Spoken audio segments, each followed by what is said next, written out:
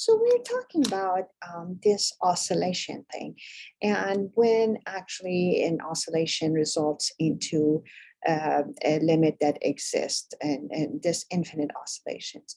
So over here you can see as, let's see, let's just have that point go by. So the point is from the left, approaching zero, and you can see how the y value of the point is changing. It's really oscillating fast, and the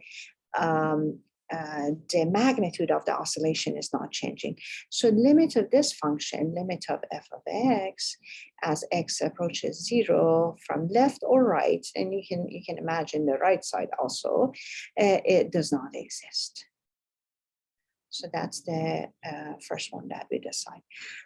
Now, let's try to do the second one. The second one is this. So first, by the way, it was sine of 1 over x. Now let's take a look at the, in here we have x sine of 1 over x. So what is happening here? As x approaching, x gets bigger and bigger, close to zero, I can see it's oscillating infinitely many times again, like the other function. But in this case, the limit of f of x as x approaches zero actually ends up to be zero, because it kind of calms down because the magnitude is calming down. And that's the key point. That one, the magnitude was not calming down, magnitude was staying the same actually. And so now I'm going to go down to one more. This one is x squared to power 2 then sine of 1x. Not only magnitude is calming down, but it's really calming down. So even though there's an infinite oscillation because of sine over 1 over x, you just don't feel a whole lot of it, because the magnitude dies very quickly because of x squared, basically. So this one again is going to be also 0. And so those things, you can see that these are not 100%. You can see it from the graph, but how do I do it algebraically when the limit exists?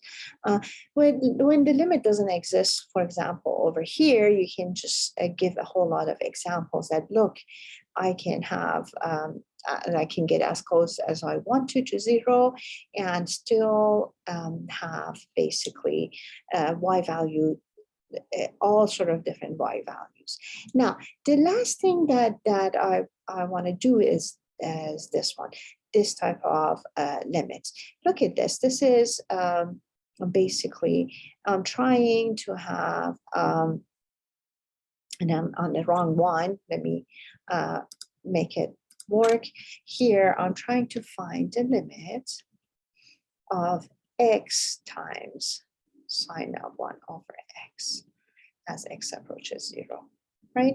And so that's the graph of it to the left. And if you look at it, you see that it looks like x and negative x, line x and negative x are sort of enveloping the function. Not quite that, but I mean, take a look at, I'm bringing these two, the green and the yellow, the red up.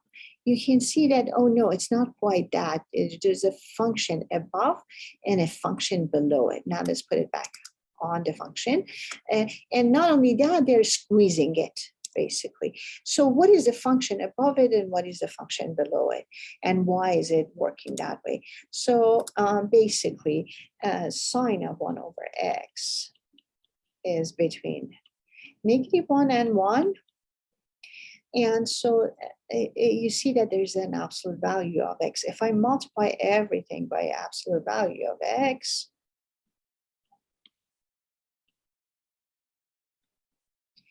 and I get the absolute value of x sine of 1 over x is going to be in between now. And this turns out because this is like a maximum and let's say however, the most negative you can get is that, and most positive that you can get is that it turns out that sine of 1 over x is between absolute value of x and negative absolute value of x. So all that said, now I have basically what I have here is that there's an upper function and lower function. The next thing is that the upper function, the lower function, the limit of the lower function goes to 0. The limit of the upper function also goes to 0. Therefore, the limit of the middle function exists by squeeze theorem.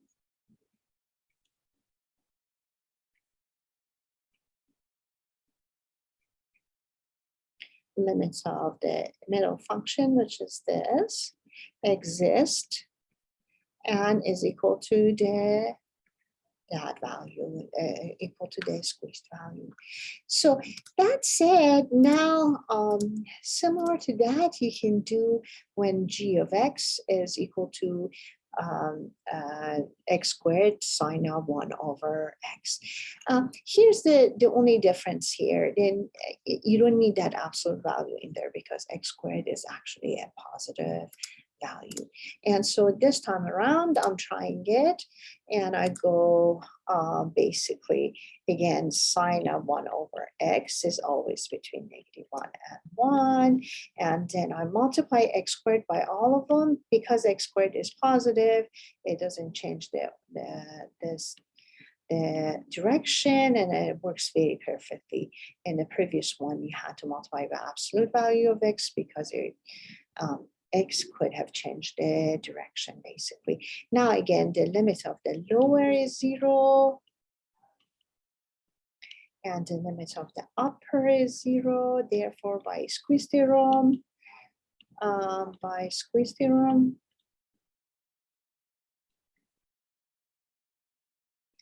the limit of x squared sine of x, which is squeezed between them, is 0.